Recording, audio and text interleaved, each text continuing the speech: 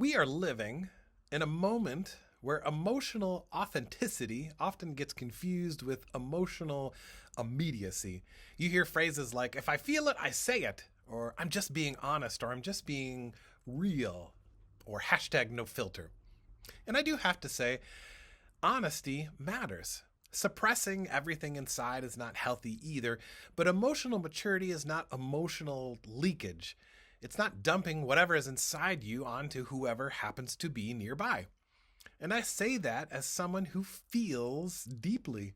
I am a sensitive person. I experience joy strongly, frustration strongly, conviction strongly, hurt strongly.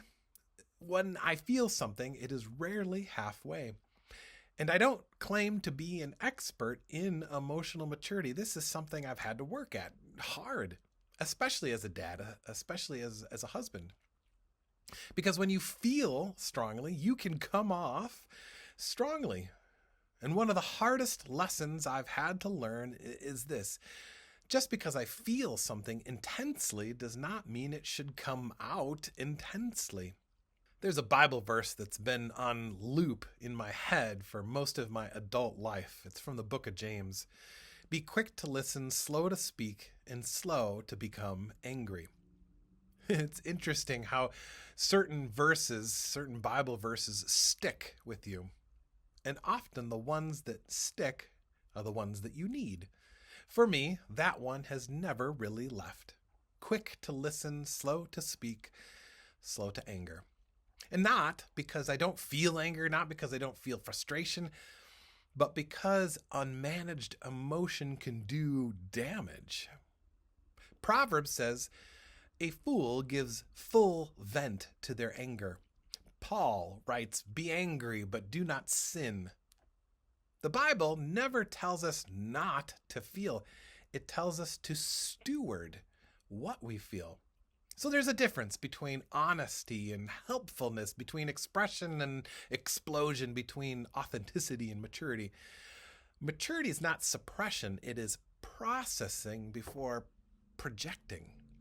It's asking, have I sifted this yet? Have I prayed about this? Is what I'm about to say building something or just relieving something?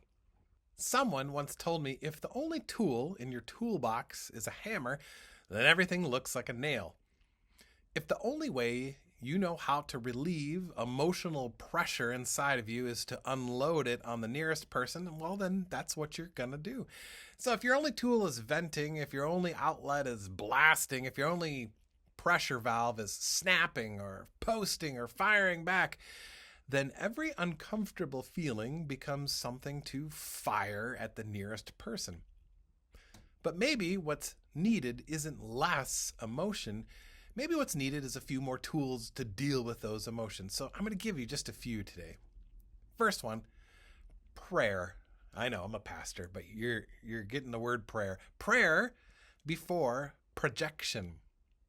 Take the first draft of your emotion to God. Say the raw thing there.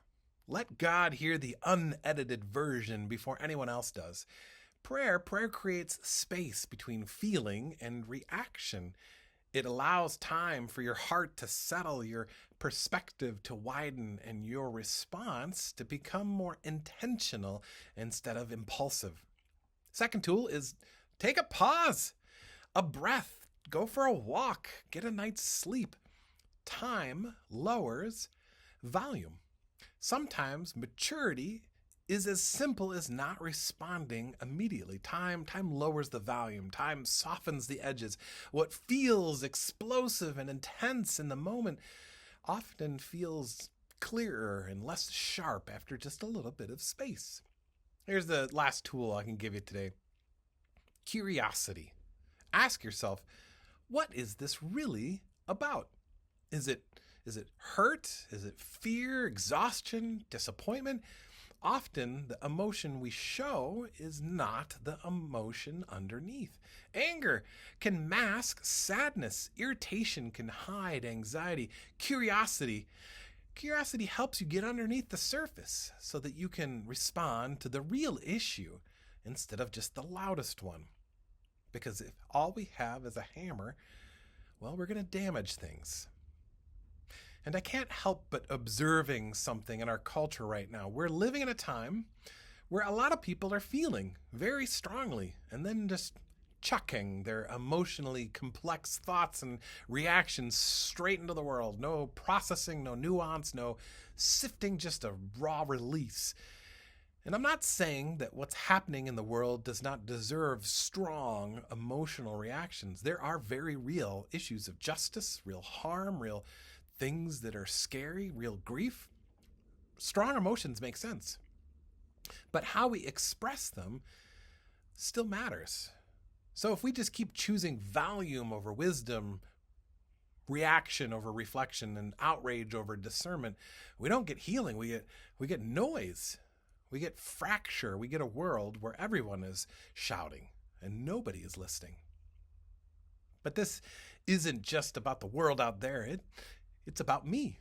It's about you. It's about the tone I use when I'm at home. The edge in my voice when I'm tired. The way strong feelings can come out strong. And I am still learning all of this. I'm still practicing being quick to listen, slow to speak, and slow to anger. I'm still trying to take my first reaction to God before I take it to the people that I care about. That brings me to the garden. The night before the cross, Jesus is overwhelmed. His soul is crushed with sorrow. Jesus does not want what is coming. He even says, "Father, if it's possible, let this cup pass from me." That is honest and raw. That is real.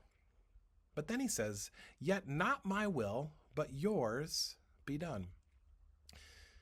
Jesus does not deny his fear. He does not suppress or push down his anguish. He brings it to the Father, and he sifts it.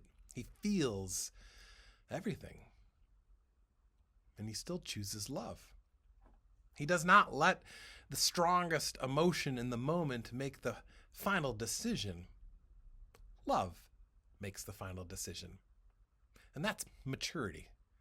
And that's the work that I'm still doing. And maybe you are too.